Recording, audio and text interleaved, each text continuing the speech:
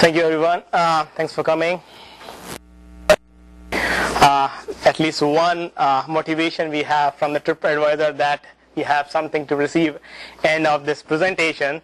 No matter how my presentation goes, but you have something to take away. So thank you very much for that. I'm not very used to speaking with the microphone, but in the last, can you hear me? Okay, good. So I'll try to speak like that, and if it doesn't work, then I will switch back to the microphone. Good, Jim? Okay. All right. So this is the typical schedule. I'll start with a little bit about Android. Thank you, Andrew. You have covered most of the thing. We'll try to get into the architecture, how the entire software stack looks like, a little bit more in detail. And then we try to develop an application which will make sure that when you go home, you can develop an application for TripAdvisor. So we'll try to do something like that, so that you have the job right at your doorstep this night. Okay, and if not interested into joining the TripAdvisor, I'll also show you that how you make money by yourself, to uploading your app on the Google and then make money. How many people have never done any Java programming? Okay, one. Okay, 1% at least I have. If time permits, I'll show you that how you can make an Android application without knowing absolutely zero Java. If you don't know system.out.println, still you can write application for Android. Okay, and the last QA, if I'm not able to answer, and I will pass it over to Andrew. Okay, let's start. So what's Android? Android is not an operating system. Android is not an application. Android is not a middleware. Android is a full software stack which starts from the operating system and goes all the way up to the application layer. So you have operating system, which is Linux kernel 2.6, right? And you have then middleware in between written in C++ and Java. We'll discuss more about it. And then on the top of that, you have app, which is built by Google or Android, and you and me are going to build. And by the way, entire stack is open under Apache license. Many of you, if you know, it is not GPL, it's Apache. And I want you to understand why it is important for us to know that it's Apache. Apache lets you write an application on the top of software, which is open source, and make it proprietary. Okay, so you can take the free stuff from the Google, put your mind on the top of that, and make it proprietary and distribute it. So that's why it is important for us to know that it's on Apache. So welcome to the world. Hundreds of thousands of applications have already been built. This is a little bit history for us to know about it. Andy Rubin, who started Android 2003, very soon, it's been like within 2 years, they've been taken over by Google. I'm still waiting for my startup. It's been 4 years. So in that 2007, Open Handset Alliance, they are all big guys, obviously except AT&T and Apple. You will see in this Open Handset Alliance, which is an alliance made by big companies, or T-Mobile, Verizon, Texas Instruments, and all big name, hardware manufacturer. They're coming up with open standard for mobile applications or mobile development, excuse me. Further, 2008, 2009, 2010, we have been releasing. Andrew mentioned about the fragmentation issue. Google has a way to deal with that, but the good part is that with new releases, they are getting better and better, and we as a developer, our life is becoming more easier and easier, and we can develop really rich application in no time, almost no time, by intern, right? Okay, so what's next for Android? You guys know that Motorola Zoom is out in the market, built upon Android Honeycomb 3.0. This is especially built for tablet PCs. I would say especially improved for the tablet PCs, not PCs, tablets. These are the features. I will not go in detail in that, but this is something last evening in a launch. How many of you know that in-app billing? Okay, so in-app billing lets you charge your customer from the application. So far, we developers were earning money by just selling the app. We were not able to charge our customer from the app. So if I have an app which shows ringtones or music, plays music, I was not able to bill my customer from there. So now what I can do is I have a music player and somebody's playing a music and like it, and after 30 seconds I'll say, hey, do you want to buy it? And they say yes, pay 10 or whatever, like $1 or 99 cents, and then go ahead with that. So that is there, which is pretty exciting news for developers. By the way, one announcement before I move further. My apology in advance for my funny accent. I know that many of you would not be able to understand, but feel free to raise your hand and I will be happy to repeat it. Most of you are Java developer. You're very familiar with this. How many of you guys know about Java ME? Okay, at least 20-30%. So those who know Java ME, we had the Java. Okay, for those who don't know about Java ME is Java Micro Edition, which runs into the mobile phone like BlackBerry and Nokia Symbian. All the phones which goes to Nokia, they have gone with the Java ME. So all application development happen on those phones in Java ME. All the application development on the Android device is happen in Java, but it's not Java. Okay, now what's the difference? We'll come to know about it. What's the subtle difference between the Java which is used on the Java ME and Java which is on Android? To give you a little quick answer on that, the Android side, if you see that whatever you see on when you do development on in the development station is in Java. But the moment you compile it, it's compiled into the Java bytecode. But before you send it to your device, Android phone, it gets converted into Dalvik bytecode, which is called .dex. It goes with the .dex file. So you don't put the .class or .jar file into your phone. You put .dex file, which is actually wrapped into a file called APK. We'll discuss more about it as we move on. Andrew has covered most of this thing, the native app versus browser app. I will like to further divide what he mentioned about the native app here, the Java application and the native application. The Java application, when I say, is written totally in Java, and when I'm saying native app over here, that means it's written in C++. And that's a further one level down than the Java library. Why we do this native app in C++? Wherever you think that you are doing absolutely CPU intensive operations, you want to use native app. Google does not encourage you because they want to keep people up on the Java application layer, but if you have to use, they have the solution for you. So you see that something like gaming and high definition you may want to use. And the good part, as Andrew mentioned, that they're very much interlinked. So you can access the Java thing from the you can embed the browser in Java application, and you can access the application using GNI into your Java application. Okay, most of this is a pretty common picture you would have seen on internet if you type Android architecture. This is software stack.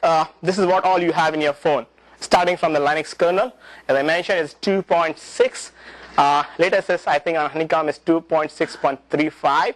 They started with 2.6.26 something, but that's not more important. The more important part here is this is an abstraction between the hardware and the all the way up stack.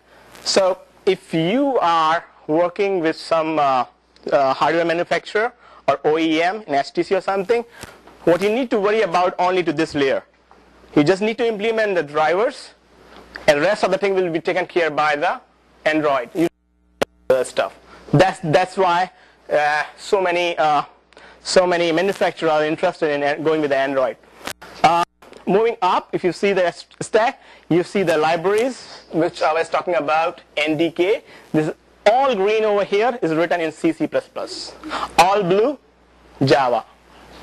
So you see the library part. We'll discuss about each and every layer more, but more important here to see that as a whole, Android comes as a whole stack. This is all Android, and so I'll go further. Linux kernel. So all the memory management, thread management, power management, network management, it happens through the Linux, Android, and this, like as I said, this provides the abstraction for between the hardware and the software. Let's discuss a little bit about these libraries. If you see there, these libraries are written in C++, and they provide an interface for you to access these many services. Let's touch upon some of the services here. The Surface Manager. The Surface Manager is responsible to drawing anything and everything on your screen. So whatever you see on the screen, Surface Manager is the one which is responsible to manage it, the drawing part. And the Media Framework, it is responsible for art, playing and recording your audio, video thing. Further down, you see OpenGL and SGL. These are the graphics rendering engines. So Android has implemented this, they are open source. OpenGL is for 3D. SGL is for 2D graphics. FreeType is a similar font, special fonts. SSL, you know that, it's a secure socket layer. SQLite, this is a database. It's an open source again, SQLite, and it's a tiny database, it's pretty good. You can do all the many operation of all basic operation of SQL as you do on a database on SQLite. WebKit is a browser engine. It's the same browser engine what is being used in Safari. So, and Android has tuned this for the small devices. So pretty good stuff. libc is a standard libc library for the C++ programmer. So if you are doing the native app development, you would be using it. Okay, this is our area. This is what you care about, Android runtime. So you all know about Java runtime environment, right? So similarly, Java runtime, they have Android runtime environment. We have JRE, right? Similarly, if you see here, Dalvik virtual machine, this is the hardcore, core of this runtime. And you might be interested to know why Dalvik virtual machine called Dalvik virtual machine. So Dalvik is the name of a fishing village in Ireland, and I'm poor in pronouncing, so I will let you pronounce this. What is that? So this island, and this name is given by Dan Bornstein, and the engineer who wrote the Dalvik virtual machine. So Dalvik virtual machine is something similar to the virtual machine, a Java virtual machine, but it does not deal with the .class file. It deals with the .dex file. So Dalvik virtual machine has specially tuned to run on a small devices, and the way they have designed is that multiple instances of Dalvik virtual machine can run in a small phone. And the way they are able to achieve that efficiency of running multiple virtual machine and giving an absolutely rich user experience and efficient usage is by a process called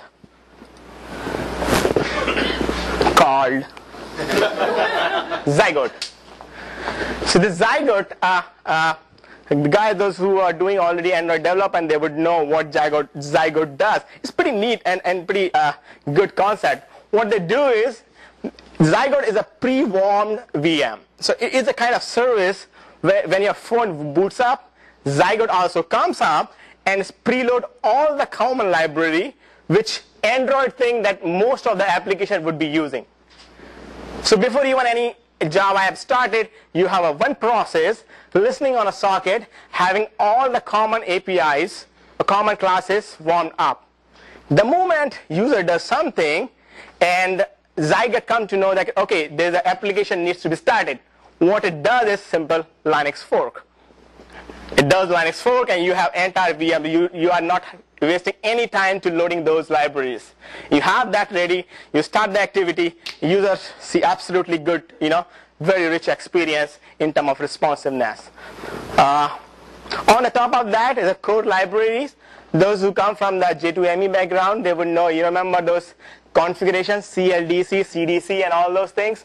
They all come from this. The core library gives you the basic classes, java.io, java.lang, java.util, your hash map. Everything comes into the core library.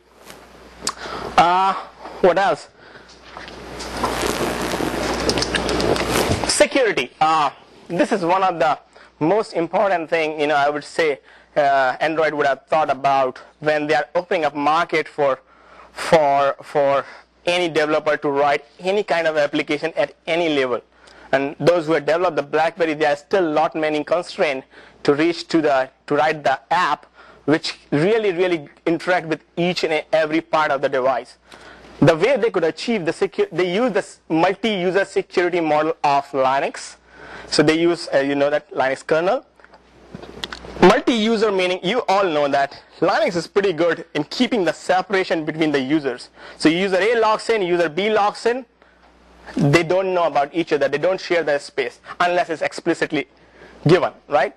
Now, you might be thinking like, in a phone, how many user is going to log in, right?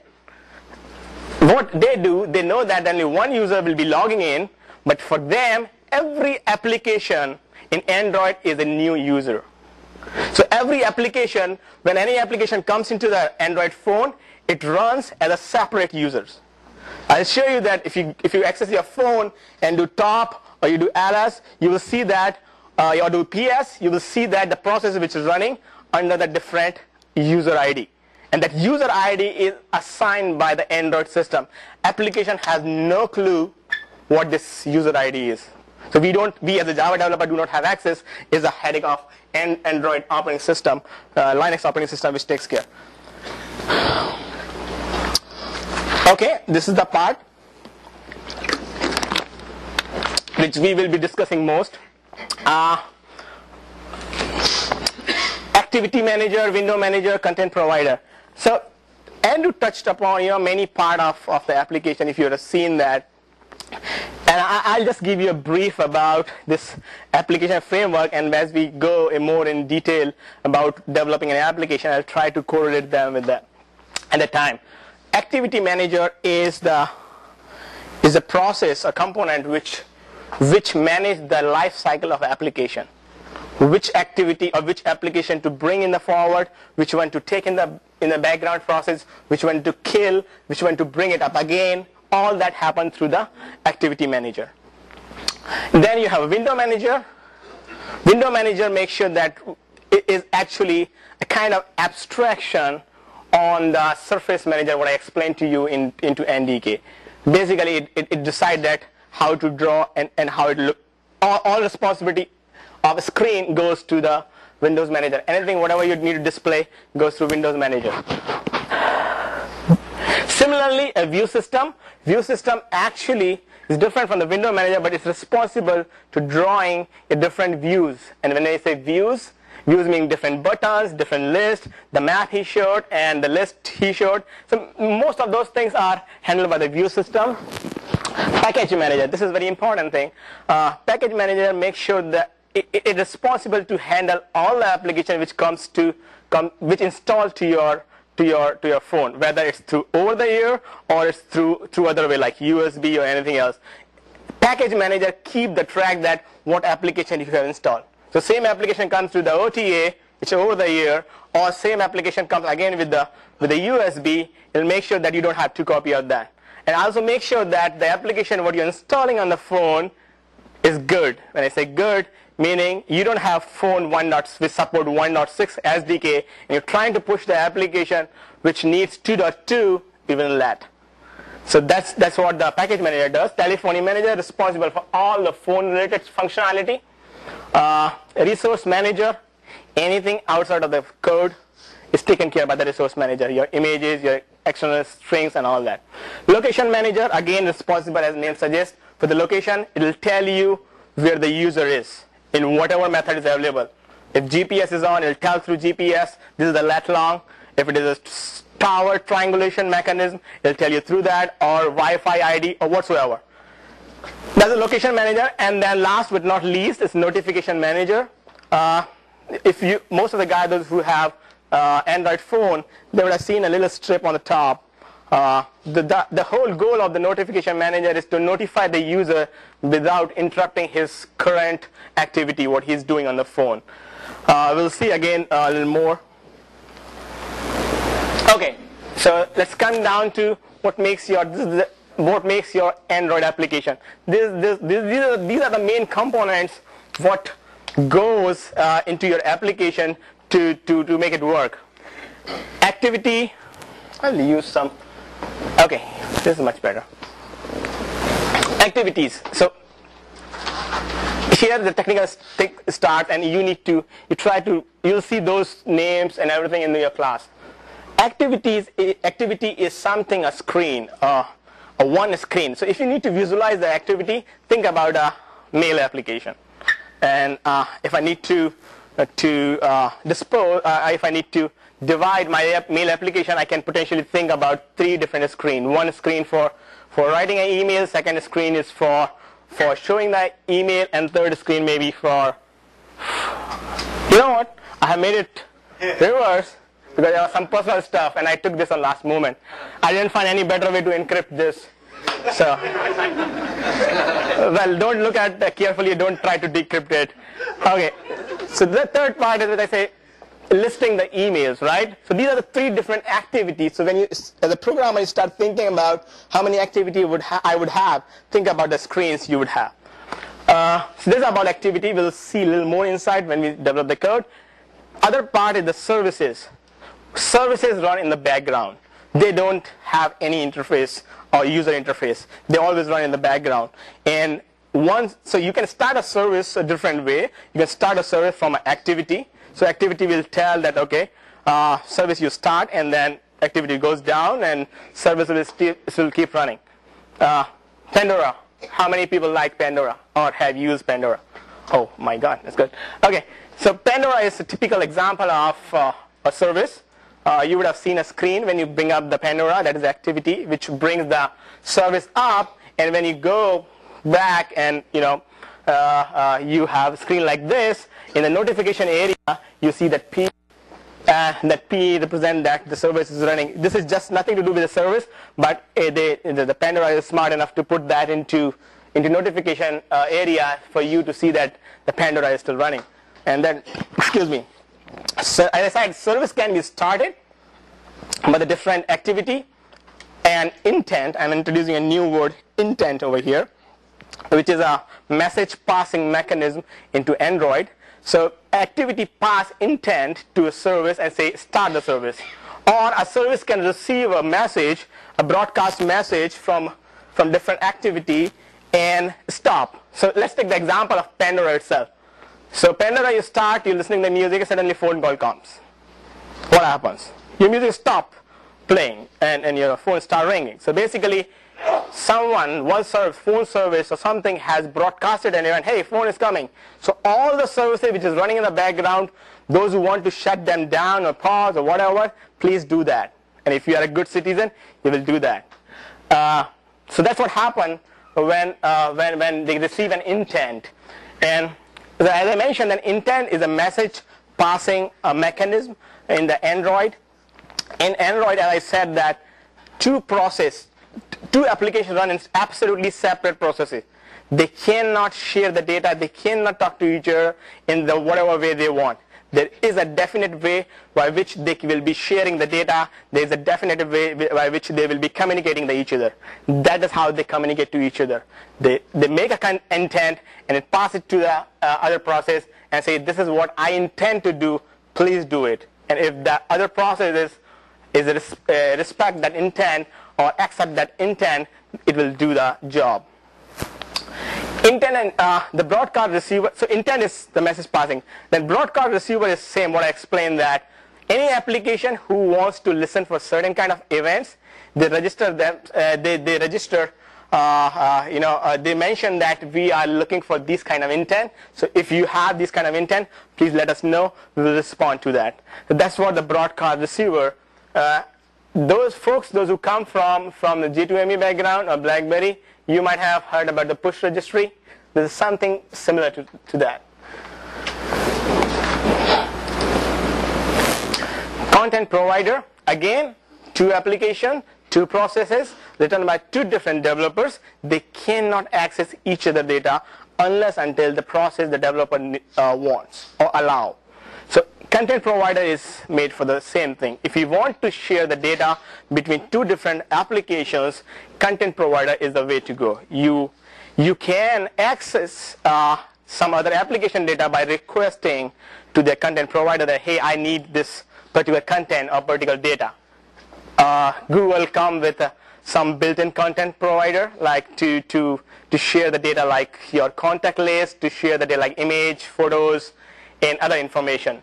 So you can directly use those built-in content provider to get the data and to push the data in those content provider.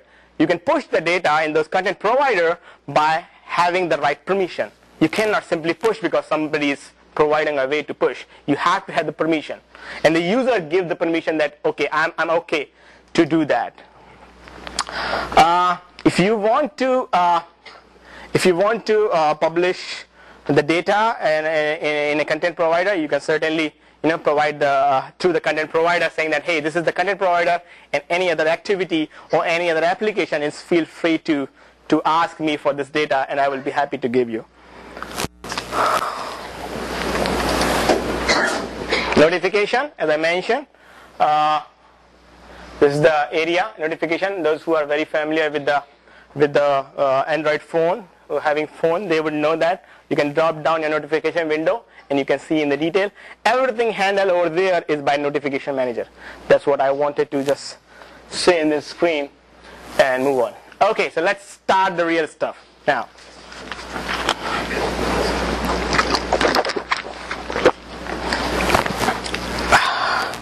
I would be happy to take the question, but I think we are running out of time. So let me finish. But if somebody has absolutely real question, please raise your hand and I will be happy to answer. Okay, good news. For those who don't have the Mac, they don't need to go through the Hackintosh to develop their cool application which runs on the iPhone. Forget about it. Buy a $200 HTC Evo, and happy to go with that. So typically, this is the fourth thing you need. That's it. XP, Mac, or Linux machine. JDK 5 or 6, free. First one is not free. Okay, it's first two. Okay, and then the Android SDK, absolutely free. And then if any IDE of your choice.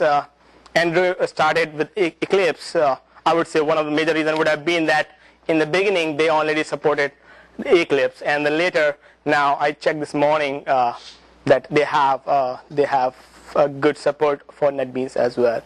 I haven't played myself with the NetBeans, but I would certainly suggest you to go with Eclipse unless you're a fan of a specific IDE. So these are the website you can go download pretty easy. There's a place called developer.android.com. If you go to this, I would suggest anyone who's really serious about Android development, go to this website. It has everything you need to begin with. They have pretty good videos. You just watch, relax, just see those videos all the way from bottom to up. They have recording sessions from 2008, 2009, 2010. But just be careful when you're watching the 2008 videos, because they are all in present continuous tense, and they say we are doing like that, we are happening like that, and then suddenly you see the documentation, no, it's not like that, and then you say, oh, this is 2008 video, So make sure that you have that in mind when you're looking at those videos. But they're pretty good videos, very good reference, very good examples. And those things are there. So this is just to set up your environment. Okay, let's go. I would like to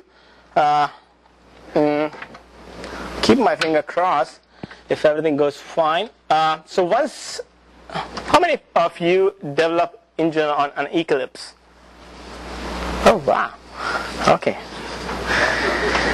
more than 60-70%. Okay, that's pretty good. My screen over here is much smaller than what it is. So let me allow a little difficulty to, okay, so I'm going to make a new project so that you get a feel of that when you create a new project, how it looks and what it creates inside, and you will know that, you know, what is what. Once you install the Eclipse plugin for Android, something new what you would get over here is this DDMS perspective. And you're all aware of perspective, I believe. So I'll go and create a new project. So you get the new Java project over here. So I'll say jug demo usual stuff. This is what you need to deal with. So if you're developing an application for the users community, and he has shown the fragmentation. As of now, I would say if I'm the one who I will just choose 2.1 and 2.2. I wouldn't even care about 1.6 or lesser. So, but in case you are, then you can download all the version with the SDK, and you will have everything set up for you. So you will see many more, entries over here down, and you can click that whichever you want to test your application with or develop your application with. So I will say jug demo app package name. This is again important. Package name has to be unique. So you want to make sure that you put something with your company name or something, or dot jug demo activity. This will make a free of cost. So obviously you would have, if you're making an application with a UI, you will have activities. So I will say jug demo activity. This is a little tricky, mini SDK version. It's the same thing what we discussed just now. The only thing, make sure that you don't put 2.2 over here, you put the 8 over there. So whatever comes over here in the API, just put this. You're good to go. All right. So jug demo, this is what we have. I will make this is small, and I will close all. Okay, so the jug demo, if you see that, this basic structure has been created for you by the Eclipse. And fourth thing I would like to focus in this discussion, where you get started, what you need to care about in the beginning. Number one is Android manifest.xml file. Eclipse has pretty good interface for you to help, to understand what is what. So I will not spend much time on that. I'll give you an overview how it looks like. So this is the XML view. So this is what is created for you. You will notice some of the stuff what we entered in the time we were creating the project. The package name, the min version, and this is used by the package manager, what I explained to you. So you want to make sure that this is correct. And I believe that, correct me if I'm wrong, and Andrew, if you have a device which has 2.2, and if you have an application which is 1.6, your application package manager wouldn't even bring it down. Or even when you search into the market, that application wouldn't even show up. Is that right? If your device is too soon, then yeah, well, I think it will show up. So I mean, from the user perspective, you can take that for granted that when you publish your app, which is in 1.6, and two app, which is one is 1.6 and one is 2.2, the user, those who have 1.6 device, would not even see the application in 2.2. So you're good from that perspective. So well, this is very important. Some of the fields are mandatory. You have to do this. You have to use it. Moving on, this is the general stuff. The one thing I want you to notice is, and G2ME guys knows the midlet, how to make a midlet accessible for the first one. Here, you have different activity. I showed you 3 activity in the mail application. Similarly here, if you see that the activity, if you want to make a specific activity as the main activity, which you want to see at the first screen, you want to make sure that you put this intent filter. So the launcher, this will be the first activity which will be launched when an application is coming up. Okay, so this is the first file. Second file is created again, the Java activity for you. And you see that the method you have to override is on create. where I'm doing two different things. I'll show you in a moment what does that mean. In the resources, there's something interesting which you want to know, that main.xml. How many of you guys has done the Swing application development? Okay. And how many of you have done the Visual Studio.NET? Okay. So those who done the .NET, they would be able to correlate that what we are trying to do here. Or those who have done the Swing application framework, they have used that Swing application framework, which gives you drag and drop and makes a XML behind the scene. They will be able to correlate. But essentially, what I'm showing here is that designing a UI in XML way. So if you see that this has been created free of cost as a structure for you by Eclipse plugin, and what you see in that is a linear layout and the text view. Okay, and now you see that, and you have a Java class. Third important thing, and there's one more important thing which I would like to show you, which is r.java. This r.java is an interface between your XML file and your Java file. So you can develop your UI either in Java file by doing new button and new list, or in XML file by putting those tags. And this r.java connect that XML with the Java file. So if you make a UI, design your UI in the XML, and you want to access into the Java file, r.java make it easier. I'll show you how it does that. So I'll go ahead and run this application to see that it's working.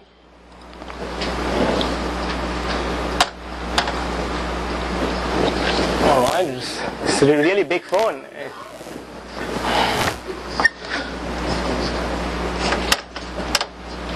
All right. Sorry? Are you in tablet mode? Yeah, it seems like.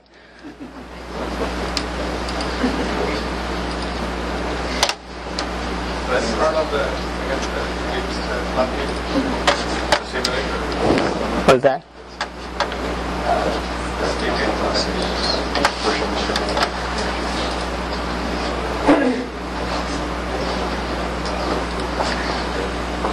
Okay. Just bear with me. Okay, it's coming up.